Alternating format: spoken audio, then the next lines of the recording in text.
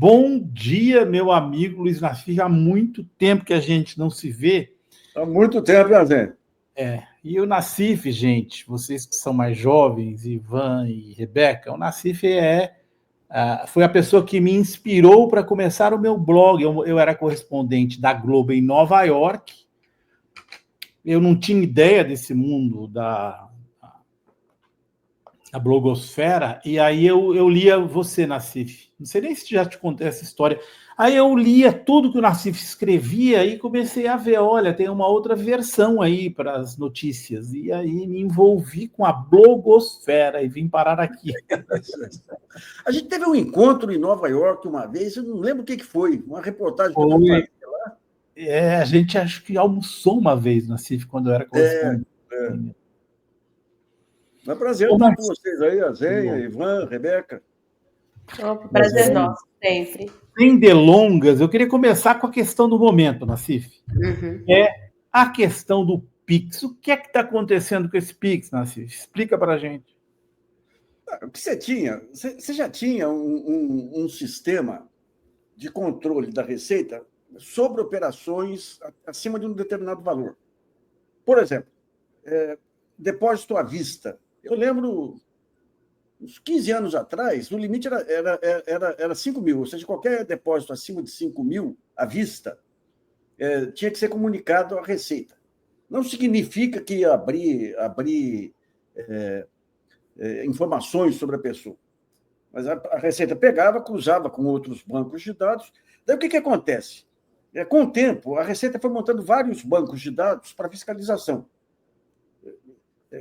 Banco de dados em cima de cartão de crédito, banco de dados em cima de DOC, de TED, e ela tem um sistema que ela quer uniformizar tudo em um sistema chamado, acho que, e-tributário. E ela quer incluir no sistema as fintechs. As fintechs aí que hoje são, inclusive, caminho aí, algumas delas aí, para crime organizado. Por que aquele Pablo Marçal quis abrir o seu banco aí, que ele anunciou lá, né? Então, o que ela pegou foi uma legislação que já existe para banco comercial e foi para as fintechs. E daí incluiu o Pix também e aumentou o valor. Antes era até R$2.000. Os bancos tinham que comunicar acima de R$2.000. Ela aumentou para 5 mil. Agora foi um esquema de comunicação enrolado. E o governo falou que isso é para colocar uma lupa maior da Receita sobre essas movimentações. Sem se dar conta que você tem uma parte do público aí que não tem discernimento para entender essas. Então, colocar uma lupa maior significa que vai pegar o pequeno, vai pegar o informal. E daí a direita veio com tudo, com as fake news. O governo começou um trabalho de explicação e tudo, agora ontem, inexplicavelmente, voltou atrás. Você pega esse rapaz, não é, Nicolas Ferreira, que espalhou tudo isso, falou aí, ó, se não tivesse nada errado, eles não tinham recuado. Então, foi um carnaval que mostra o poder avassalador das fake news. Tem um caso aí que vai da prisão, que foi uma montagem de inteligência artificial do Haddad fazendo declarações terroristas. Isso aí vai dar prisão, vai dar prisão. Eu não sei quem é que... Na TV GGN, comentaristas acusaram um parlamentar gaúcho, um maluco lá, aquele que falou que a pandemia da Covid ia durar um mês. Mas eu não sei ainda não. O Osmar Terra, é que ele disseminou, né?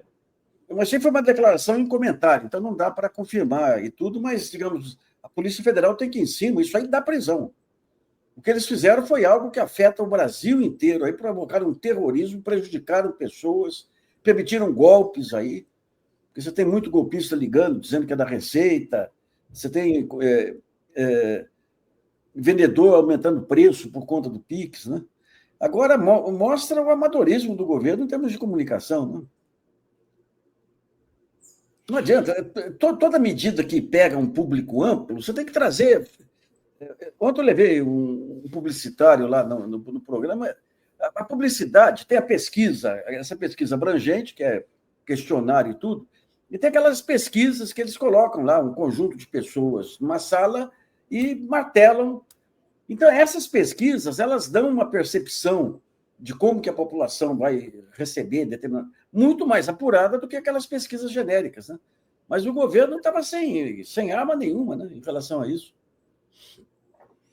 Bom, gente, então vamos para o nosso assunto principal. O Renato Rovai pediu que eu convidasse o Nassif hoje por causa da grande repercussão de um artigo do Nassif que eu já mostrei mais cedo, mas só para contextualizar coisas recentes, né? Washington Quaquá, prefeito de Maricá, no dia 9, recebeu esposa e filhos do Domingos Brazão, é um dos presos, como mandante da morte da Marielle.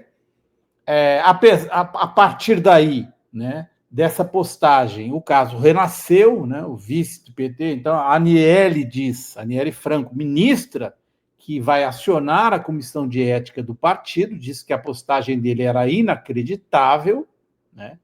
Os irmãos Brazão foram denunciados como os mandantes, né? A Aniele falou: minha família e a de Anderson ainda choram todos os dias pelas nossas perdas.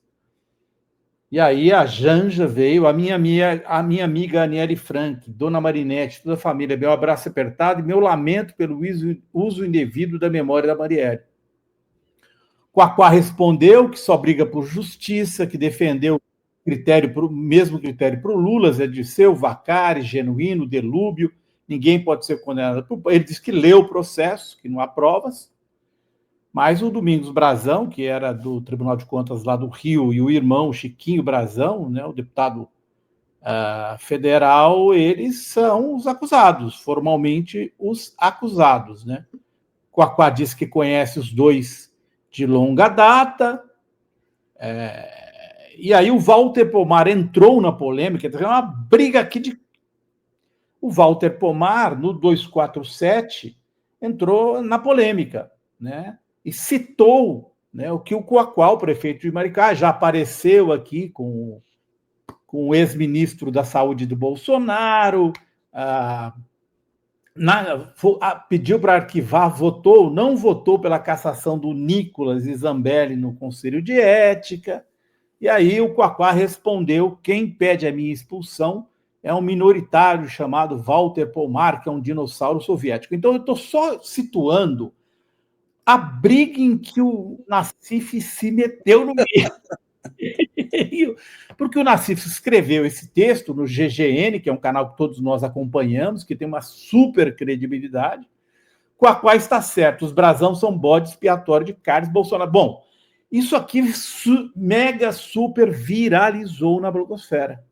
Todo mundo leu, se não leu, está lendo e está comentando, né?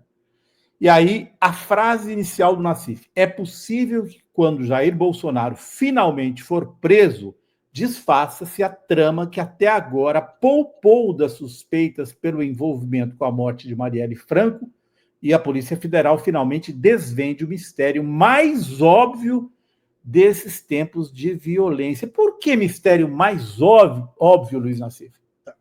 Zé, deixa eu falar primeiro do Quaquá. O Quaquá, eu levei no programa. Eu não conheço a atuação do Quaquá. Eu me referi ali à afirmação dele em relação aos Brazão, mas ele é um cara muito interessante. Aí eu falei, mas o Quaquá, os Brazão são barra pesada. Ele falou, eles são naquela situação de quem entra na igreja para roubar uma parte da igreja e acusam de matar o padre. Mas isso ali é o seguinte: o que eu coloco aí, o que o Quaquá coloca, eu levanto desde 2020.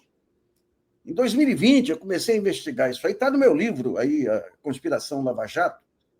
Por quê? Começa a Globo, só para a gente dar um histórico, a Globo dá aquela nota com o porteiro da Vivendas da Barra. O porteiro, quando entra o motorista, o Elcio, para pegar o Rony Lessa, que era o assassino, o porteiro anota no papelzinho e liga para a casa do seu Jair. Seu Jair, chegou aqui e depois ele diz que o seu Jair deixa entrar. O Globo deu isso aí no Jornal Nacional. De madrugada, entra o Bolsonaro lá da Arábia Saudita e faz uma live dizendo que é um absurdo, que eu estava em Brasília, posso comprovar. O álibi dele era estar em Brasília. Ele está em Brasília. E a Globo afinou, feio, recuou. E daí o Sérgio Moro, esse campeão da moralidade, colocou a Polícia Federal para intimidar o porteiro. Daí eu recebo a informação que diz o seguinte: olha, eu tenho amigos que moram lá na Vivendas da Barra e o sistema de telefonia permite transferir para celular. Se transfere para celular, o álibi do Bolsonaro vai para o vinagre. Daí eu dei essa matéria, tempos depois, um blog no Rio de Janeiro conseguiu o relatório da administradora da Vivendas da Barra e estava lá, pagamento de R$120 pelo sistema de telefonia. E estava lá o sistema de telefonia, estava lá escrito lá a marca. Eu entro no site do sistema de telefonia e está lá, esse sistema pode transferir para celular, ou seja, o primeiro álibi do Bolsonaro foi para o vinagre. Daí eu começo a pesquisar. Daí eu acho um Twitter da jornalista Thaís Belinca, né? Belink, só um segundo, Nassif, que eu vou colocar. Eu trouxe, viu? Eu trouxe tanto o tweet dela, tá aqui, ó, que a gente pode ler. Ó o tweet dela aqui, ó, que você colocou na matéria. Bolsonaro teve uma intoxicação alimentar, passou mal e nos últimos 2 dias precisou reduzir bem o ritmo da agenda. Até voltou mais cedo hoje para o Rio, dia 14 de... Opa! Foi o dia da morte. O dia da morte. Daí eu vou pesquisar o Facebook do Bolsonaro no dia 15. No dia 15 está ele almoçando na casa de um correligionário. Quem teve esse problema estomacal, primeiro, vai para o hospital, não vai para a ponte aérea. Segundo, ele recuou da viagem no dia 14. E no dia 15 ele estava belo e lampeiro almoçando com um cara lá em Brasília. E os comentários daquele dia na página do Face estavam todos deletados. Daí me escreve um leitor, falou: olha, ele voltou hoje, dia 15, ele voltou no dia 15 para o Rio, porque ele estava no mesmo avião meu. Daí eu já fiquei com o pé atrás. Falei: pô, tem coisas aí. Tem coisas aí. Daí você continua a investigação. Lembra que o Carlos Bolsonaro entrou lá na portaria e pegou o equipamento. Isso aí é desvio de prova. Pegou o equipamento. É lógico que quando eu me referi... O Ministério Público Estadual, as promotoras lá que depois se viu que fizeram campanha para o Bolsonaro, em um dia periciaram lá o equipamento e garantiram que não houve nenhuma manipulação da parte do Carlos Bolsonaro. Só que quando você vai ouvir tudo isso aí, o Carlos Bolsonaro falando: olha aqui, de manhã não teve nada aqui na casa do meu pai. Daí ele vai passando, 17 horas aqui, teve uma ligação, mas foi para a minha casa. E olha o que diz a minha casa. Daí ele clica na voz e o sujeito fala: seu Carlos, chegou o seu Uber. 17 horas, chegou o seu Uber. Eu falo: pô, mas o álibi dele para aquele dia, que ele não estava na Vivendas da Barra, é que ele estava na Câmara de Vereadores. Como é que o porteiro fala que chegou o seu Uber? Ou seja, aqui... Só que esse horário foi o horário que entrou o Elcio. O Elcio entra 17h10 na Vivendas da Barra e sai em seguida com o Rony Lessa. Ou seja, nesse momento, o Carlos Bolsonaro estava lá. Entendo. Então, o Carlos Bolsonaro... Eu vi o vídeo inteiro, você está lá, eu vou colocar o link aqui da reportagem do Nassif, para quem não leu ainda, acho que todo mundo já leu, mas vou colocar para quem não leu, ler, porque tem o vídeo completo, eu não vou passar aqui, porque eu estou com o Nassif para explicar tudo. Já está colocado aí o link. Eu vi o vídeo e me chamou muita atenção, Nassif, quer dizer, o Carlos Bolsonaro estava dentro do Vivendas da Barra, onde vivia o Rony Lessa, o assassino da Marielle. Daí uma coisa intrigante para mim, é que quando eu publiquei esses artigos, o Marcelo Freixo veio e tentou desqualificar. Ele falou: não era. Daí eu cobrei ele: que história que é essa? Você tem uma prova aqui? Não era o Carlos Bolsonaro, era o primo dele, o tal do Índio. Mas como? O porteiro fala Carlos e o Carlos Bolsonaro não desmente. Que história é dessa que era o Índio? Depois você fica sabendo que o Freixo lá... ele se baseava naquele delegado Rivaldo Barbosa, que foi afastado depois por contaminar a investigação. Então é muito... E daí vai desdobrando. Daí você pega...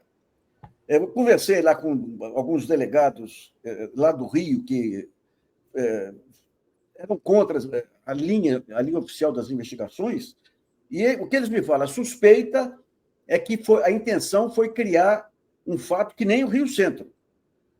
Como é que se cria? O Bolsonaro era contra a intervenção, a GLO no Rio de Janeiro. Era contra. Tem link aí na matéria, aí mostrando declarações furibundas dele contra a intervenção, porque ele achava que era uma jogada, um acordo do Temer com o Vilas Boas para apoiar o Temer para presidente com o Lula fora do jogo. Então, ele era contra. Daí, você pega outros dados, investigação em cima do Rony Lessa, quando o Rony Lessa é preso. Vão no Google do Rony Lessa. O que ele estava procurando lá? Pessoas contra a intervenção. E quem que era a pessoa mais explicitamente contra a intervenção? A Marielle Franco, que assumiu uma comissão de fiscalização da intervenção. Uhum. Aí você vai juntando fatos. 2 meses depois, ou 3 meses depois, vem o Braga Neto e fala: nós já sabemos quem são os mandantes, mas não vou falar nada para não atrapalhar as investigações. 2 ou 3 meses depois. E daí o assunto morre. Braga Neto era interventor, né? Chega no final do ano, nós temos 2 cenas que fecham a questão. Uma é o Bolsonaro vai visitar o Vilas Boas, e o Vilas Boas fala, ou o Vilas Boas para o Bolsonaro, ou o Bolsonaro para o Vilas Boas, não me lembro agora, mas a gente tem lá. Não, Vilas Boas para o Bolsonaro. Um dia o país saberá o que nós conversamos. Verdade. E no começo do ano, na despedida do Vilas Boas, do cargo dele, o Vilas Boas fala: um dia esse país saberá que a democracia foi salva por 3 pessoas: Sérgio Moro, Jair Bolsonaro e Braga Neto. E o Braga Neto é indicado por um cargo mais relevante do governo Bolsonaro. Ou seja, fizeram um pacto em torno do silêncio em relação à apuração do caso. E tem mais uma frase solta aí do Raul Jungmann, que era o ministro da Justiça, falando: é gente muito poderosa que está por trás disso. Bom, os brasão são barra pesada locais. Eles têm atividade local no Rio de Janeiro. Eles não são poderosos em Brasília. Poderoso em Brasília é quem estava candidato favorito às eleições de 2018. Então, é um conjunto de evidências muito forte. Muito forte. Agora, o Quaquá é um cara interessante, é polêmico aí, aquela foto dele com o Pazuello, realmente, mas ontem eu fui conversar com o Silvio Almeida, esse é um outro caso que vai aparecer aí, que está envolvida a Aniele, também, que fez a denúncia contra ele. O único apoio que o Silvio recebeu, assim, de deputado, foi do Quaquá. O Quaquá é contra a injustiça, ele é interessante. Ele deu a cara para bater aí nesse caso, mas, e a lógica, e ele diz uma informação muito importante na entrevista que ele me deu. Ele falou: no dia seguinte à morte da Marielle, teve uma reunião entre o Rony Lessa e o Carlos Bolsonaro na casa do Carlos Bolsonaro. E ele foi convocado como testemunha e disse que declarou, ou vai declarar isso aí nesse inquérito do STF. Eu não sei o que ele tem de elemento concreto em relação a isso, né? Mas é aquele negócio, não dá para dizer que foi o Carlos, afirmar peremptoriamente, foi o Carlos Bolsonaro que ordenou a morte da Marielle. Mas que ele tem envolvimento direto com as pessoas que participaram, não tem a menor dúvida.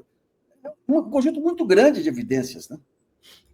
O Nassif, me chama a atenção muito também um fato que aconteceu naquela época, assim que o Rony Lessa, que era vizinho, para quem não se lembra, né? Tem gente que nem conhece o caso, mas Rony Lessa morava no Vivendas da Barra, era vizinho do Bolsonaro, os filhos dos dois tinham namorado. No dia seguinte à prisão do Rony Lessa, só para relembrar para as pessoas, o Bolsonaro disse que, olha, tem 150 casas no meu condomínio e eu não conheço, não sei quem é esse cara aí, falando do Rony Lessa. Meu filho namorou um monte de gente. Eu acho, olha, se fosse no meu condomínio com a minha filha ou com o meu filho, Eu acho improvável isso. E depois, Nassif, você colocou na sua reportagem o texto da Folha de São Paulo. Bolsonaro auxiliou Rony Lessa com atendimento médico em 2009, segundo um prontuário. O ex-presidente foi responsável por encaminhar atendimento numa associação após o ex-PM perder a perna numa explosão, né? Então, assim, o Lessa ele foi atendido nessa ABBR através, e tem na reportagem que o Nassif coloca no site dele, a gente já colocou aí o link para vocês irem lá e olharem com bastante cuidado, isso. Tem até o prontuário, foi o Bolsonaro, quer dizer, tudo bem, pode até argumentar, eu não lembro de tudo, mas ele dizer que não tinha nada, não faz sentido, ele dizer que não sabia quem era o Rony Lessa, Azéia, duas pessoas ligadas às milícias, Rony Lessa, Bolsonaro. Ambas adquirem casas no mesmo condomínio. As casas estão a 100 metros de distância. Os dois lados estreitamente ligados ao Adriano da Nóbrega, que foi morto lá na Bahia. Lá.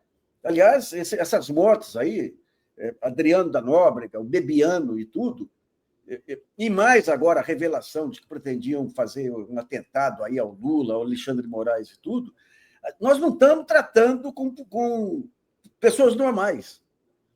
Nós estamos tratando com pessoas... Você pega o Adriano da Nóbrega, que era o chefe do escritório da morte lá. Esse cara, a mãe e a esposa eram funcionárias do Flávio Bolsonaro. Ele tinha uma churrascaria ou pizzaria, não sei, lá na comunidade dele, lá, que se diziam que era forma do próprio Flávio Bolsonaro desviar o dinheiro das rachadinhas. Então, e a suspeita lá é que a contratação... Uma outra coisa que o Quaquá, ele conhece o submundo lá. O Quaquá veio da favela, veio... Ele fala, essa história de que pagaram 20 milhões, isso é uma loucura. Esses caras matam por 10 mil, 20 mil reais. E a motivação dos brasão não tem nenhuma lógica. A motivação é que eles estavam com um conflito de terra para um condomínio que eles iam fazer daqui a uns 5 anos aí, e por isso vão matar a Marielle e transformar o caso num caso nacional. Ele fala, isso é impossível, qualquer pessoa que tem um mínimo de raciocínio jamais faria isso. Isso aí quem faz isso é quem se guia por impulso, e os Bolsonaros são típicos disso, né? E você tem toda a evidência lá das brigas do Carlos Bolsonaro com Marielle. Então, você tem duas hipóteses da motivação. Uma eram as rixas diárias lá do Carlos Bolsonaro com a Marielle, que até o Quaquá fala, pode ser que algum puxa-saco ouviu e falou, vamos resolver isso para o Carlos. Ou você tinha a intenção explícita implícita do Bolsonaro de provocar um atentado, uma morte, que nem houve no caso do Rio Centro, que era da turma dele, e criar um fato político para inviabilizar uma operação GLO que, segundo ele, visava beneficiar o Temer. Então, é muito mais lógico a relação do que essa relação com os brasão.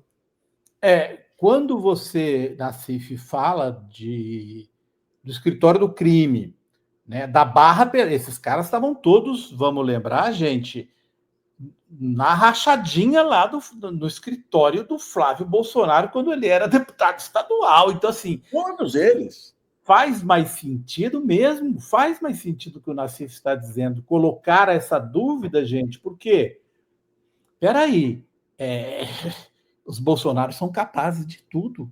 Eles são capazes de tudo, de uma coisa de alto grau como essa. Então, assim, o Nassif, e aí você coloca uma frase que eu vou relembrar aqui do seu texto, que você diz, é possível que quando Jair Bolsonaro finalmente for preso, desfaça-se a trama. Por quê? Porque aí ele não poderia fazer mais nada para embaraçar eventuais novas investigações? Essa é a ideia? Não, eu não acho que ele faça hoje para embaraçar, mas a expectativa, ainda que vaga, de que ele possa voltar, cala os outros. Por que não se reabre? Por que não se reabre? Por exemplo, o Supremo, no período que o Bolsonaro era presidente, passou pano para o Flávio Bolsonaro. Cancelou a investigação da rachadinha. O Ministério Estadual do Rio de Janeiro... Eu recebi na época, gozada, né? O Ministério Público Estadual do Rio lá não sei qual foi a dele lá, mas eu recebi uma vez uma ligação do procurador-geral lá, me elogiando pela minha coragem, quando eu comecei a levantar esses fatos. Não me deu nenhuma informação adicional, mas havia um incômodo geral. A Polícia Federal, segundo o Quaquá do Rio, ela é toda bolsonarista, nós tivemos casos aí de operações da Polícia Federal contra o crime organizado que os Bolsonaro foram avisados antecipadamente. Isso aí antes do caso do Marielle. Havia fontes dentro da Polícia Federal. Então, o que eu acho é o seguinte, houve uma passada de pano coletiva naquele período. Há ainda esse receio de que o Bolsonaro possa voltar. Aquele negócio, quando você tem uma organização criminosa, é quando cai o chefe da organização definitivamente que abre espaço aí para... Ontem eu ouvi uma informação, não é confirmada, não, de alguém lá de dentro do governo lá que teria havido uma operação da Polícia Federal contra o Carlos Bolsonaro. Eu não vi em nenhum jornal isso aí e não consegui confirmar. Mas não tem como não ir. Não tem como não ir. Isso aí é uma conta que desmoraliza. O Supremo desmoraliza a Polícia Federal numa fase em que eles estão tentando retomar aí a legitimidade perante as instituições e perante a opinião pública, né? Rebeca, Ivan. O que chama a atenção também é que o assassinato desse Adriano na Bahia não foi amplamente divulgado, né? Nem pelo governo da Bahia, pelas polícias da Bahia, não teve uma repercussão nacional também, né, Nassif? E é um agente importante dessa história toda. Total. Vamos pegar, para a gente ir juntando as pontas aí. Esse grupo do Silvio Frota, que está por trás desse governo. No período Silvio Frota, nós tivemos o assassinato disfarçado de quatro personalidades públicas, num curto espaço de tempo que o Silvio Frota foi ministro do Exército. Nós tivemos o Carlos Lacerda, que morre de infarto aí, da noite para o dia, o Jango, que a família acusa de terem trocado o remédio dele, o Juscelino, foi tentado, aquele desastre que teve na Dutra aí, tem um pessoal aqui da Faculdade de Direito de São Paulo, que levantou todos os detalhes lá. A própria a Zuzu Ângel e Sérgio Fleury. O Sérgio Fleury, que era o barra pesada do DOI-CODE, o Sérgio Fleury, num determinado momento, se apaixona por uma jornalista, que vem a ser irmã do Raimundo Pereira, jornalista que foi resistente lá atrás. E planejavam se mandar, viver a vida fora do país aí. E daí ele tem uma morte inexplicável, cai do barco e morre. Caiu do iate. Aquilo é muito estranho, Nassif. Caiu do iate, o Sérgio Fleury morre. Daí vem a informação de que a CIA tinha mandado um técnico aqui para o Brasil para passar a tecnologia de como matar sem deixar vestígios. Daí a gente tem a morte do Bebiano, do Coração, uma semana depois de ter dito que tinha informações no celular dele contra... Ele estava ameaçado. Ele falou, se acontecer alguma coisa comigo, tem o meu celular que nunca apareceu. Gente, nós estamos falando de um clube de assassinos, não estamos falando de política normal. Não estamos falando. Então, isso é uma questão que desafia a cidadania brasileira. Aí, ué. Como é que faz? Da minha parte, aí, eu tô ameaçado. Pô, a minha esposa é presidente da Comissão dos Desaparecidos. Foi a primeira que processou o brilhante Ustra lá. Mas se você não toma essa decisão de abrir as informações, como é que você vai passar o país lá limpo? Ivan. É complicado isso aí. Pois é. E, Nassif, eu vi o pessoal perguntando no chat, eu já até ia fazer essa pergunta. Você tem notícia sobre o porteiro do Vivendas da Barra? Porque é um ponto fundamental dessa trama que você vem contando, né? E simplesmente não se fala mais do porteiro, né? Não se fala mais do porteiro. O porteiro que eu soube, ele morava lá numa dessas comunidades dominadas aí pelas milícias lá, sabe? Agora, o que causa um baita espanto, a gente não tem estrutura, não tem um repórter lá para mandar O que causa um baita espanto são os grandes grupos, a Globo, ter desistido da cobertura. Desistiu da cobertura. Como é que faz? Sabe, ela tem toda a condição lá, faz documentário sobre todo lado aí. Como é que desiste da cobertura? O porteiro que... Não adianta dizer que o porteiro... Não, ele era outro porteiro. Veio uma gravação aí de porteiro, quando vão ouvir a voz, não era do porteiro. O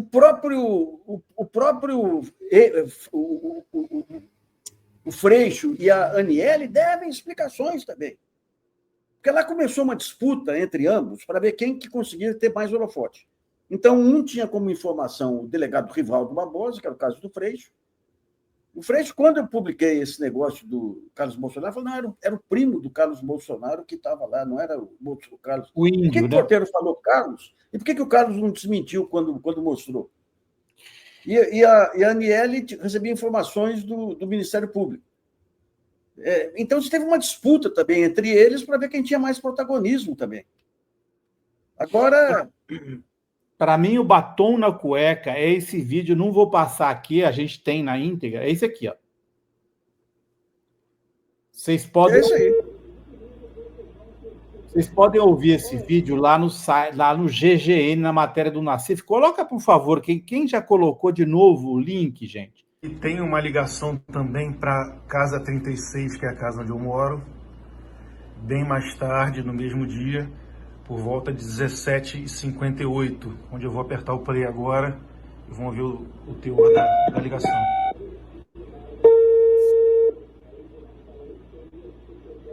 Alô, seu Carlos, é um Uber. Opa, valeu, obrigado. Valeu. Seu Carlos, é o Uber. 17h58.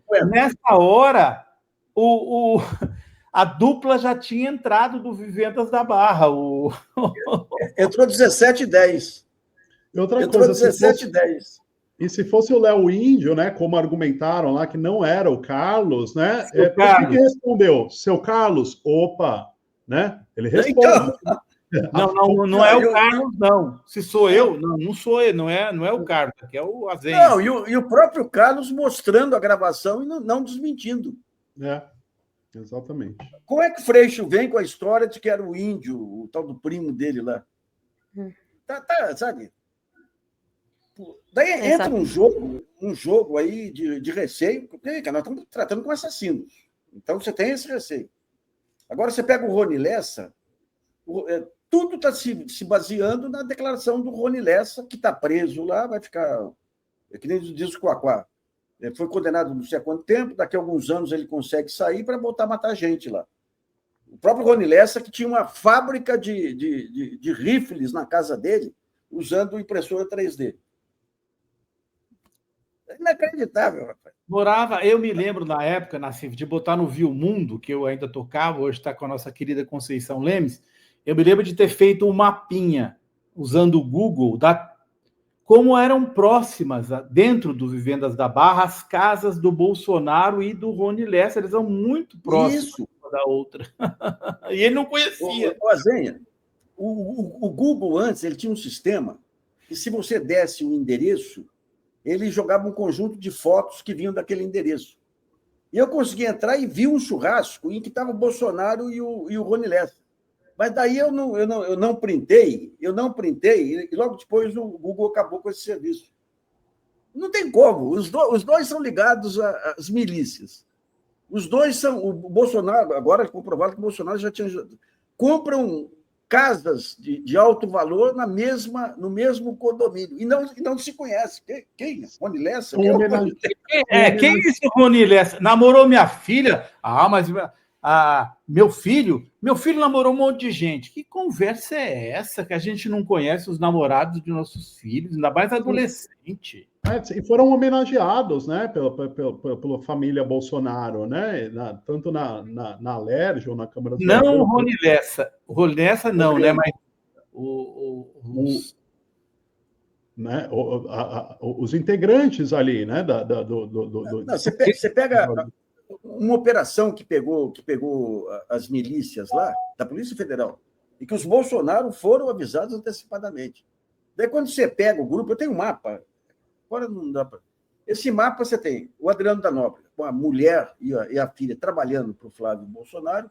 Você tem 2 irmãos que eram os barra pesadas da organização criminosa, que passam a atuar como seguranças do Flávio Bolsonaro. É uma ligação direta do crime. Ou seja, esse desmonte institucional que foi feito... O meu livro, Conspiração Lava Jato, eu falo isso. Você teve um desmonte institucional para derrubar a Dilma, em que entrou Congresso, entrou Supremo Tribunal Federal, de forma de cabeça, entrou o PSDB, entrou a mídia, entrou tudo, que desmontaram o país. E daí permite que o crime organizado chegue em Brasília, gente. É o suicídio de uma nação. O suicídio de uma nação. Eu até, quando estava escrevendo o capítulo do Supremo, eu falei, eu acho que eu vou poupar o Supremo, porque agora ele está cumprindo um papel... Mas não, é um registro histórico. O papel do Supremo foi vergonhoso na época. Por quê? Porque eles achavam que você tinha um pacto PSDB, mídia e Supremo. E eles, até 2018, acreditavam que o Alckmin ainda podia ser eleito. Tanto que tiraram o Lula da eleição de 2018. Só quando vem o fantasma do Bolsonaro que cai a ficha do mal que eles fizeram ao país, né? Bom, gente, é isso aí. Queria agradecer muitíssimo ao Luiz Nassif, que nos alertou sobre esse tema muito importante. Gente, é um tema polêmico. O bicho está pegando aí. Dentro do PT está uma guerra surda. Óbvio que não é.